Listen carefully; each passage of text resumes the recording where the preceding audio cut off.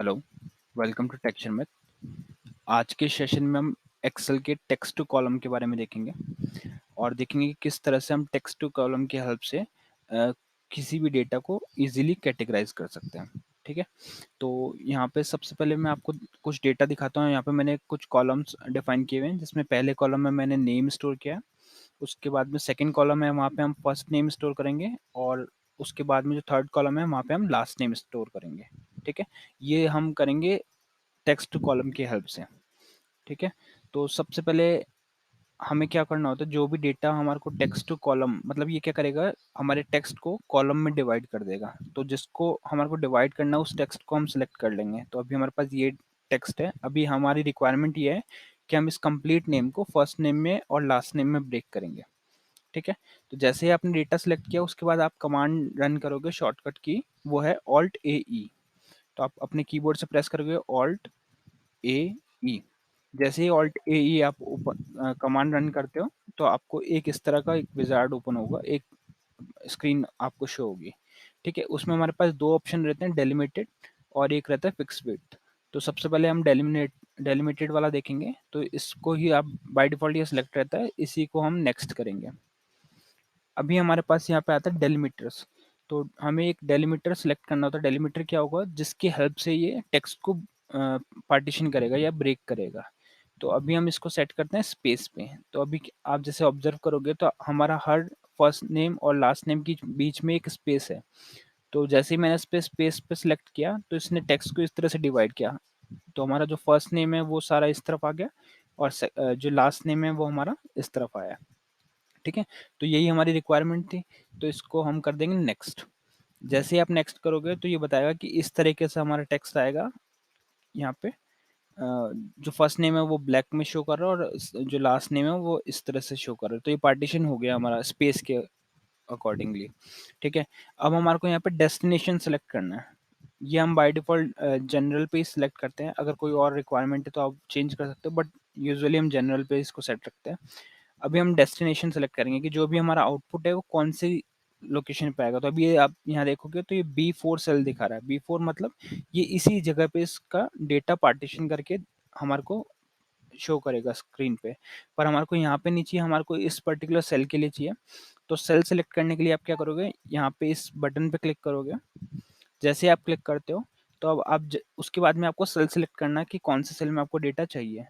तो हमें चाहिए डेटा C4 के अंदर। तो मैं इस सेल पे क्लिक करूंगा। क्लिक करते ही हमारे यहाँ पे आ गया C4।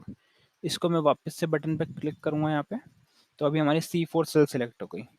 उसके बाद में हम जस्ट फिनिश पे क्लिक करेंगे।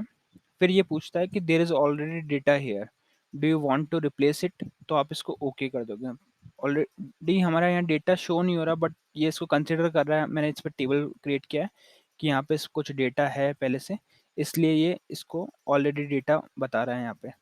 तो अभी हम इसको कर देंगे ओके। जैसे ही आप ओके करोगे तो आपका फर्स्ट नेम और लास्ट नेम यहाँ पे टेबल में फिल हो जाएगा। तो इस तरह से हम हमारा डेटा ब्रेक कर सकते हैं। तो हमने इसको स्पेस से ब्रेक किया। ठीक है, अभी मैं इसको डिलीट करता हूँ और हम सेकंड अप्रोच देखते हैं। डिलीट करने के बाद में इस डेटा को सिलेक्ट किया। अगर आप शॉर्टकट की के थ्रू यूज़ नहीं करना चाहते तो आप लॉन्ग कट से भी जा सकते हो। लॉन्ग कट में आपको डेटा पे क्लिक करना है। डेटा के बाद में आपको टेक्स्ट टू कॉलम पे क्लिक करोगे तो आपको वही विंडो वापस ओपन हो जाएगी। अभी हम इसमें डेलिमिटेड वाले में वापस से चलते हैं। तो नेक्स्ट पे क्लिक किया। अभी हमारे पास यहाँ पे काफ़ी सारे ऑप्शन है, टैब, सेमीकोलन, कॉमा। अगर कुछ नेम हमारे पास डेटा इस तरह से कि राहुल कॉमा शर्मा इस तरह से नेम है, तो हम उसको करेंगे कॉमा से सेपरेट। तो अभी इसमें कोई कॉमा नहीं है, इसलिए ये कंप्लीट इसको एक डेटा ही कंसिडर कर रहा है। हमारे में स्पेस था इसलिए हमने इसको स्पेस लिया। अगर हमें किसी और पर्टिकुलर लेटर से ब्रेक करना है टेक्स्ट को तो वो भी हम कर सकते हैं। उसके लिए अदर पे क्लिक करो। अभी के लिए मैं यहाँ पे लेता हूँ ए। तो जहाँ भी मेरे नेम में ए होगा यह उससे पार्टीशन करना स्टार्ट कर देगा। तो आर के बाद में हमारे पास ए था तो इसने वहाँ पे ब्रेक कर दिया, और जहाँ जहाँ भी ए होगा उसको ये पार्टीशन कर देगा। अभी मैं इसको करता हूँ नेक्स्ट। ठीक है, उसके बाद में मैं यहाँ पर डायरेक्टली इस सेल को भी चेंज कर सकते हैं आप, या फिर आप वैसे ही बटन क्लिक करके जो सेल पे डेटा चाहिए वहाँ पे क्लिक करोगे और वापस से ड्रॉप डाउन और इसको करोगे फिनिश। तो ये ब्रेक कर दिया। ये 1+1 सेल कह रहा है, इसको ओके कर दो। ये अभी हमारे 3 सेल है और हमने जो सेल सेलेक्ट किया वो B C4 ये, तो इस वजह से ये नहीं आ रहा क्योंकि हमारा टेबल क्रिएटेड है ऑलरेडी। तो इसको अभी हम एक बार के लिए यहाँ पे चेंज करते हैं, टेक्स्ट टू कॉलम। वापस से हमने डेटा सेलेक्ट किया, डेलिमिटेड, ठीक है। उसमें हमने ए की जगह हम इसको करते हैं V। तो यहाँ पे कुछ ऐसा लेटर लेना है जो 2 में डेटा पार्टीशन हो जाए। V से नहीं है, हम I से देखते हैं। तो I में हमारा 2 ब्लॉक्स में डेटा पार्टीशन हो रहा है, तो ये ठीक है। इसको हम करते हैं नेक्स्ट।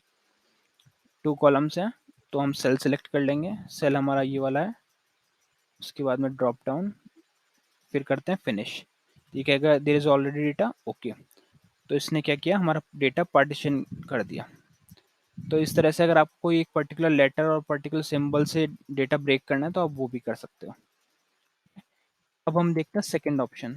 तो यहाँ पे इसको मैंने डेटा सेलेक्ट किया, मैं वापस से कमांड रन करता हूँ, ऑल्ट ए ई। अभी हम जाएंगे फिक्स लेंथ, फिक्स विड्थ के लिए। जैसे फिक्स विड्थ पे क्लिक करके नेक्स्ट करोगे तो अभी हमारे को ये पूरा नेम यहाँ पे शो कर रहा है, और हम इस डेटा प्रीव्यू से एक ब्रेक लाइन सेट कर सकते हैं कि इस लाइन से हमारे को डेटा ब्रेक करना है।